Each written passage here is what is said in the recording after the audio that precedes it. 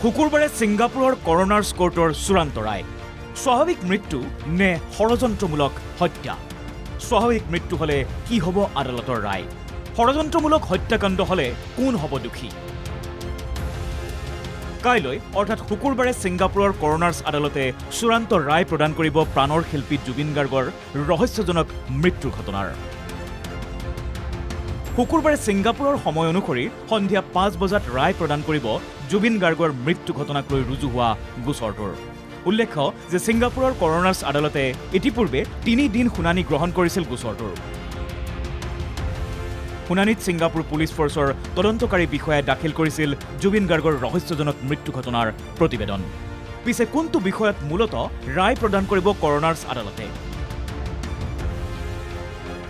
জুবিন গাৰ্গৰ মৃত্যুৰ গোচৰত কাকো দোষী সাব্যস্ত কৰাৰ কৰ্তৃত্ব নাই কৰোনাৰ্ছ আদালতৰ। কিন্তু জুবিন গাৰ্গৰ মৃত্যু স্বাভাৱিক নে অপৰাধজনিত হত্যাকাণ্ড সেই ৰায়হে দিব আদালতে। যদি অপৰাধজনিত হত্যাকাণ্ড বুলি প্ৰমাণ হয় তেন্তে আদালতে ছিংগাপুৰ আৰক্ষীক অপৰাধজনিত গোচৰ পঞ্জীয়ন কৰি তদন্ত আগবঢ়াবলৈ নিৰ্দেশ দিব। যদি স্বাভাৱিক মৃত্যু বুলি প্ৰমাণিত হয় তেন্তে ইমানতে অন্ত পৰিব গোচৰটো। উল্লেখ্য যে কৰোনাৰ্ছ আদালতে গ্ৰহণ কৰিছিল লাজাৰাছ দ্বীপৰ ইয়টখনৰ 2 নাবিকৰ লগতে ইয়টখনত যোৱা প্ৰৱাসী অসমীয়া কেইজনৰো